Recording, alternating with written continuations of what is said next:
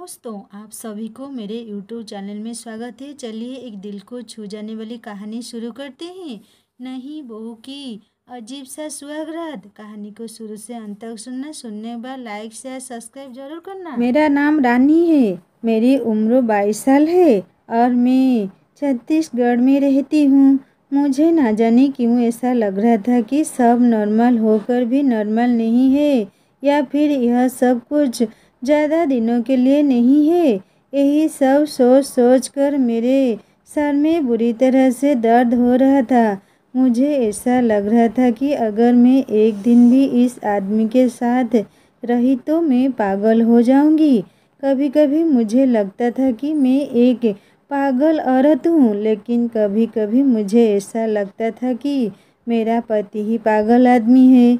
मैं डिसाइड नहीं कर पा रही थी कि हम दोनों में से कौन नॉर्मल था और कौन नहीं। एक फिटिकिरी थी जो मेरी ज़िंदगी की सबसे बड़ी मुसीबत बन चुकी थी। कोई सोच भी नहीं सकता था। एक छोटी सी सफ़ेद रंग की फिटिकिरी ने मेरी ज़िंदगी में जीना दुस्सर कर दिया था। रोज़ मेरा पति एक नई तरह की फिटिकिरी घर में लेकर आता था और उसे इतना संभाल कर रखता था कि जैसे वह कोई हीरे या जबरद हो। वह पागलों की तरह हर 10 मिनट बाद आकर अपनी फिटकिरी का ध्यान रखा करता था कि कहीं फिटकिरी खराब तो नहीं हो गई और कहीं कोई फिटकिरी को चोरी करके तो नहीं ले गया और कहीं कोई चीज़ फिटकिरी के ऊपर तो नहीं गिर गई जिससे फिटकिरी वेस्ट हो जाए। वो बार बार अपनी लाई हुई फिटकिरी का ख्याल रखा करता था।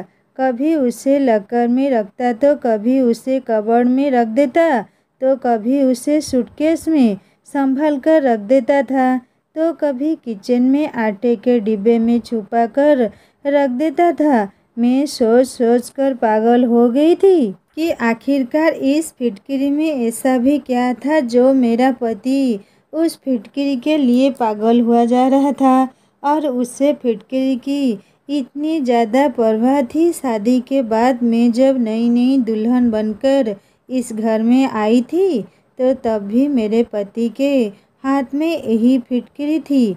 वह मुझसे बात करने के बाद अपनी फिटकिरी को लेकर बाथरूम में चला गया था और मेरे पति को गए हुए लगभग 9 घंटे हो गए थे। मैं अपने पति का बहुत देर तक इंतज़ार करते करते सो गई थी क्योंकि मैं भी दुल्हन बनकर काफ़ी थक गई थी, इसलिए मुझे नींद आ गई थी।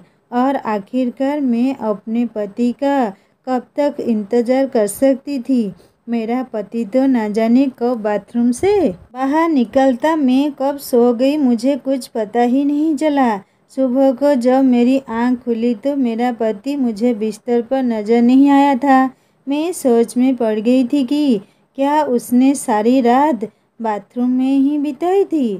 मैं बड़ी परेशान हो गई थी और मैंने देखा कि वह बाथरूम से निकला और उसके हाथ में वही थैला मौजूद था जिसके अंदर फिटकिरी थी। मेरा पति बहुत देर तक अपनी फिटकिरी के साथ बाथरूम में बंद रहता था और बाहर आने के बाद कहता कि सारी कमी पूरी हो गई है और मैं शर्मिंदा हो जाती थी कि ना जाने वह कैसी कमी पूरी होने की बात कर रहा था। वो दिन था और आज का दिन मेरी शादी को लगभग 3 महीने हो गए थे और यह फिटकिरी थी कि जिसकी कहानी आज तक खत्म होने का नाम ही नहीं ले रही थी। वह बार बार बाथरूम में जाता और फिटकिरी का वह थैला बाथरूम के अंदर जाते हुए और बाथरूम से बाहर आते हुए भी उसके हाथ में ही होता था। बाथरूम में लगातार पानी गिरने की आवाज़ आती रहती और जब ज़्यादा देर हो जाती तो मेरा पति बाथरूम से बहुत खुश होकर बाहर निकलता था। मैं तो बड़ी अजीब सी उलझन में फंस गई थी। मैं अपनी परेशानी किसी को बता भी नहीं सकती थी। यह सच्चाई जानने के लिए एक रात मैंने बाथरूम की खिड़की से झांक कर देखा तो मेरा दिमाग फट गया था और मेरे होश उड़कर रह गए थे। मेरे माता पिता मुझे बहुत प्यार किया करते थे क्योंकि मैं उनकी लाडली बेटी थी। मैं अपने सब भाई बहनों में सबसे छोटी थी, इसलिए मुझे अपने माता पिता के साथ साथ अपने बड़े भाई बहनों का भी बहुत प्यार मिला था। मेरे माता पिता का कहना था कि मैं बचपन में काफ़ी बीमार रहती थी और मेरे माँ बाप हमेशा मेरे ठीक होने की प्रार्थना करते रहते थे।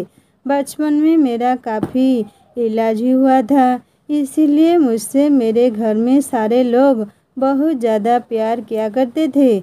मेरे माता पिता ने भगवान के आगे प्रार्थना की और रो रो कर मेरी ज़िंदगी की भीख मांगी थी, मगर मेरे माता पिता को यह पता नहीं था कि उनकी ज़िंदगी इतनी जल्दी उनको छोड़कर चली जाएगी और उनकी सबसे लाडली और छोटी बेटी उनके पीछे अनाथ हो जाएगी। अगर मेरे माता पिता को यह बात पता होती तो वह कभी भी बचपन में मुझे नहीं बचाते।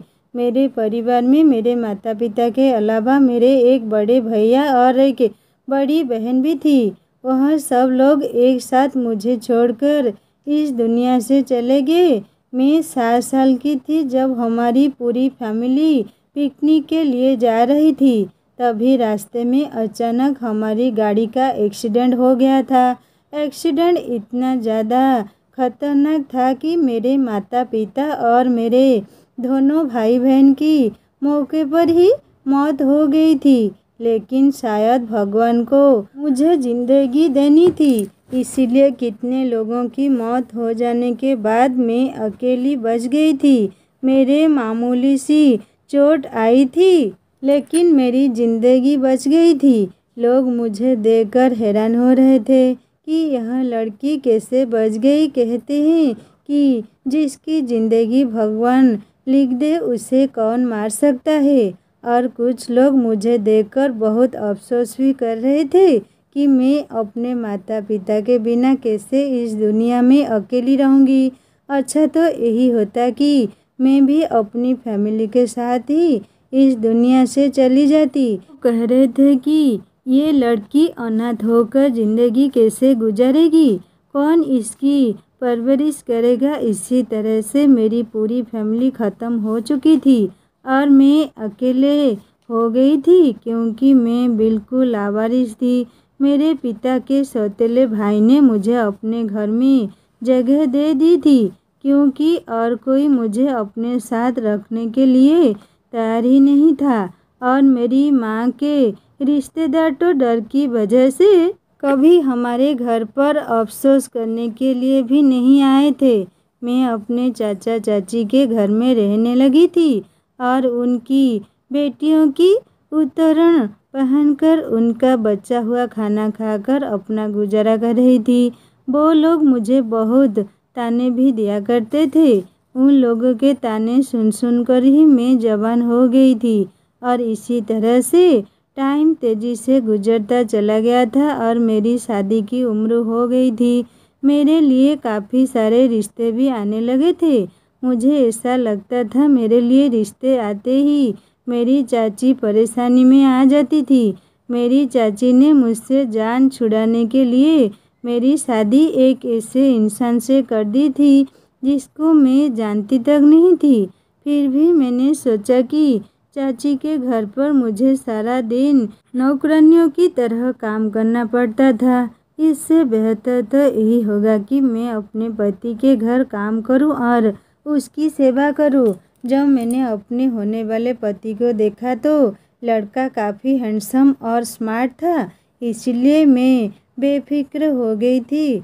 फिर सुना कि लड़के वालों का अपना घर है तो इस बात से मैं और भी ज़्यादा खुश हो गई थी। चाची ने तो अपनी जान से छुटकारा पाने के लिए मेरी शादी जल्दबाजी में कर दी थी, क्योंकि मैं बहुत ज़्यादा खूबसूरत थी और मेरी चाची की बेटियां मुझसे ज़्यादा खूबसूरत नहीं थे। इसीलिए चाची जलन की वजह से मुझे जल्द से जल्द विदा करना चाहती थी, ताकि उनकी बेटियों के लिए आगे का रास्ता साफ हो सके। विदाई के टाइम पर चाची ने मुझसे कहा था कि अब ससुराल में ही रहना, मेरे घर आने की कोई ज़रूरत नहीं। मेरे पास तो इतने पैसे नहीं है कि मैं तुम्हारा खर्चा उठा सकूं। जैसे भी हालात हो तुम्हें अपने ससुराल में ही रहना है, और अगर अपनी ससुराल में तुम्हें कोई परेशानी लगे तो चुपचाप उसे बर्दाश्त करना। तलाकशुदा बनकर मेरे घर पर आने की कोई ज़रूरत नहीं। चाची की इस बात ने मुझे बहुत परेशान कर दिया था। वह इस तरह की बातें न जाने मुझसे क्यों कर रही थी। अभी तो मेरी विदाई भी पूरी नहीं हुई थी और वह तलाक तक पहुंच गई थी। आखिर वह ऐसा क्यों कह रही थी? क्या लड़का में कोई खराबी थी या उसके घर वालों में कोई गड़बड़ थी? मेरे दिमाग में अजीब अजीब तरह के सवाल पैदा होने लगे थे और इन्हीं सवालों को सोचते हुए जब मैं अपनी ससुराल विदा होकर चली गई तो शादी की पहली रात ही मुझे अंदाजा हो गया था कि चाची इस तरह की बातें क्यों कर रही थी। जिस लड़की के पति ने शादी की पहली रात उसके साथ रिलेशन बनाने के बजाय सारी रात बाथरूम में ही गुजार दी हो तो उसकी दिमागी हालत क्या होगी। शर्म की वजह से यह सवाल मैं अपने पति से कर भी नहीं सकती थी, क्योंकि मैं नई नवेली दुल्हन थी और नई नवेली दुल्हन ऐसी बात कहती कि उन्होंने ऐसा क्यों नहीं किया और सारी रात बाथरूम में क्यों रहे, तो यह बात गलत हो जाती। मैंने सोचा कि मैं तो सो गई थी, हो सकता है कि वह भी आकर सो गए होंगे। शायद बहुत सुबह को वह दोबारा बाथरूम में नहाने के लिए चले गए हो। बस यही सोचकर मैंने अपने दिल को तसल्ली दे दी थी, लेकिन मेरी यह तसल्ली किसी भी काम नहीं आई थी। जब रोजाना कमरे में मेरा पति यही अजीबोगरीब तरह की हरकतें करने लगा था, शादी को 1 महीना पूरा होते ही मेरी सास ने पोता पोती की रट लगा ली थी। मेरी सास को तो यह भी नहीं पता था कि 1 महीने में से एक भी दिन उनके बेटे ने मुझे हाथ तक नहीं लगाया था। उनका बेटा तो न जाने किन हरकतों में बिजी रहता था और मैं शर्म की वजह से यह बात किसी से कह भी नहीं सकती थी।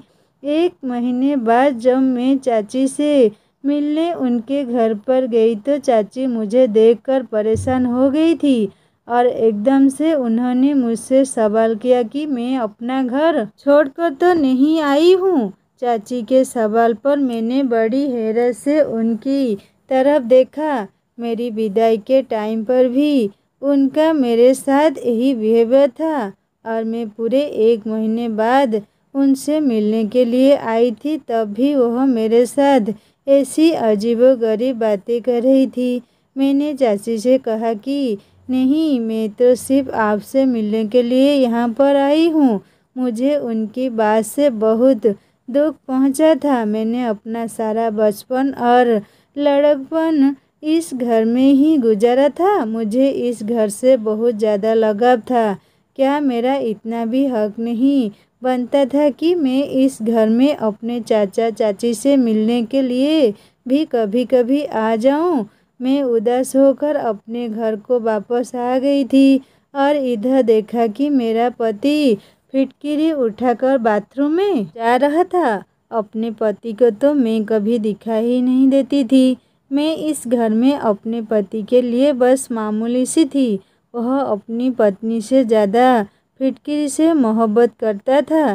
कभी कभी तो मैं सोचती थी कि मैं खामोशी रहूं और अपने गुस्से पर कंट्रोल करूं और इसे अपनी किस्मत में लिखा हुआ समझकर अपने भाग्य के साथ समझौता कर लूं। फिर अगले ही पल मुझे याद आता कि मैं क्यों खामोश रहूं और मुझे तो बल्कि अपने पति का सारा सर दुनिया के सामने लाना चाहिए। मगर ऐसा तो मैं सिर्फ अपने सपनों में ही कर सकती थी। हकीकत में तो मुझे परेशान होने के अलावा और कोई दूसरा काम भी नहीं आता था और मैंने खुद को घर के कामों में बिजी रखना शुरू कर दिया था और मैं ज़्यादा से ज़्यादा अपने आप को बिजी रखने की कोशिश में लगी रहती थी। और मेरा सारा ध्यान घर वालों के कपड़े धोना, खाना बनाना और घर की साफ सफाई करने में ही लगा रहता था। मैं चाची के घर में भी नौकरानी थी और अपनी ससुराल में आकर भी नौकरानियों की ज़िंदगी गुजर रही थी। फिर मैंने सोचा कि आखिरकार मैं कब तक इस तरह की ज़िंदगी गुजारूंगी। मुझे अपने पति से बात करनी ही होगी। एक दिन मैंने बंद शब्दों में अपने पति को यह बात समझा दी थी कि उनकी माँ मुझसे पोता पोते की डिमांड करती है। यह बात सुनकर जैसे मेरे पति को करंट सा लग गया था। उन्होंने फौरन ही कहा कि अभी ऐसा कुछ भी नहीं हो सकता और ऐसा बिल्कुल मुमकिन नहीं। इतना कहकर वह कमरे से बाहर चले गए थे तो मैं अपना सर पकड़कर बैठ गई, क्योंकि मुझे अपने पति पर पहले से ही शक था और अब मुझे अच्छी तरह से यकीन हो गया था कि मेरा पति नामर्द है। इसीलिए वह फिटकिरी का बहाना बनाकर रोज़ रात को बाथरूम में चला जाता है और फिर मेरे सोने का इंतज़ार करता है। जब मैं सो जाती हूँ तो वह बाथरूम से बाहर निकलकर आता है।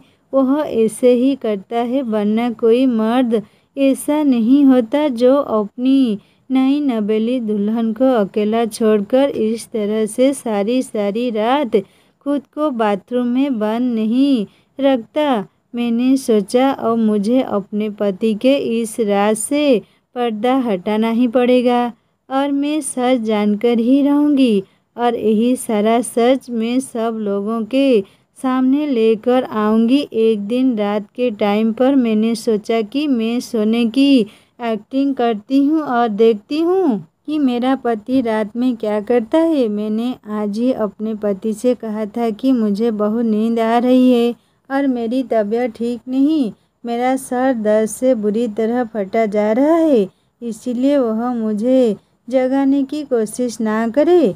मेरी यह बात सुनकर तो मेरे पति के चेहरे पर अजीब सी मुस्कुराहट आ गई थी, जैसे कि उन्हें इंतज़ार हो कि मैं जल्दी से सो जाऊं। मेरे पति ने मुझसे कहा कि ठीक है, अगर तुम्हारी तबीयत ठीक नहीं तो तुम जल्दी से सो जाना, मैं तुम्हें बिल्कुल भी डिस्टर्ब नहीं करूँगा। उसने कमरे की लाइट बंद कर दी और कमरे से बाहर निकल गया। यह सच था कि मुझे लेटते ही नींद आ जाती थी, क्योंकि मैं सारा दिन बहुत काम करती थी और थकान से चूर होकर जब मैं अपने बिस्तर पर सोने के लिए लेट जाती थी तो मुझे फौरन ही नींद आ जाती थी। लेकिन मैं आज बहुत कोशिश कर रही थी कि मैं जागती रहूं, लेकिन मेरा नींद पर कोई बस नहीं था। आज मैंने सोचा कि दिन में जब मेरा पति घर पर था तो मैंने उनसे कहा कि मेरी तबीयत ठीक नहीं है और मैं सोना चाहती हूँ। तो उन्होंने मुझसे कहा कि हाँ ठीक है, घर का काम कोई भी कर लेगा, तुम आराम से सो जाओ। मेरी सांस को लगा कि मैं प्रेग्नेंट हूँ और मेरी तबीयत ठीक नहीं, इसीलिए मैं आराम कर रही हूँ। और मेरी सास ने भी मुझे किसी काम के लिए नहीं कहा था, वरना मुझे तो आराम करने का मौका ही नहीं मिलता था। मैंने नींद दिन में ही पूरी कर ली थी। मैं जी भर के दिन में ही सोई थी ताकि मैं रात को देर तक जाग सकूं। मैं लगभग 1 घंटे तक अपने पति का इंतज़ार करती रही थी। 1 घंटे के बाद जब मेरे पति कमरे में आए तो मैं ऐसी हो गई जैसे मैं गहरी नींद में सो रही हूँ। मैंने देखा कि वह वही फिटकिरी वाला थैला लेकर बाथरूम में चले गए थे। जब उन्होंने बाथरूम का दरवाज़ा बंद किया तो मैं फौरन ही उठ गई थी। मुझे डर नहीं था कि वह बाहर आएंगे, क्योंकि मुझे पता था कि अब वह काफ़ी देर तक बाहर आने वाले नहीं।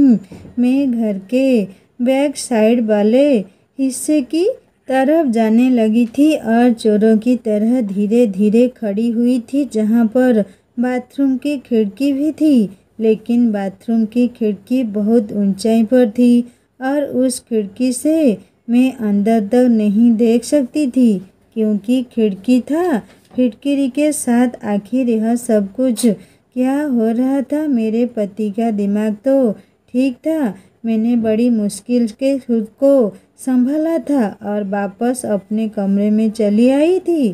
कमरे में आते ही मेरी आंखों में आंसू आ गए थे और मैं फूट फूट कर रोने लगी थी। मुझे अपनी किस्मत पर रोना आ रहा था क्योंकि आज मेरे पति की असलियत खुलकर मेरी आंखों के सामने आ गई थी। आज तक मेरा पति मेरे करीब क्यों नहीं आया था?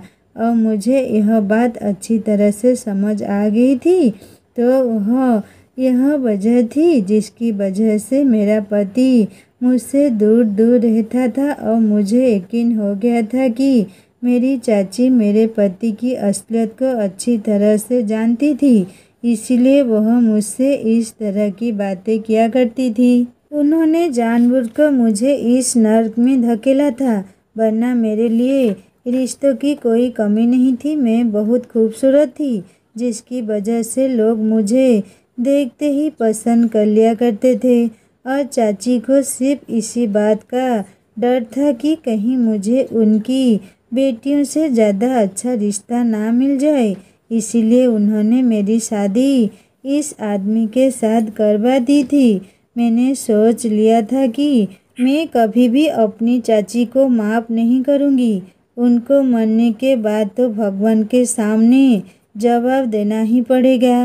और मैं यह भी जान गई थी कि मेरा सास और मेरी ससुराल के सारे लोग मेरे पति की इस हरकत के बारे में नहीं जानते थे, क्योंकि मेरे ससुराल के सारे लोग अपनी अपनी लाइफ में काफ़ी बिजी थे। दोस्तों, कहानी को आगे सुनेंगे पार्ट 2 में।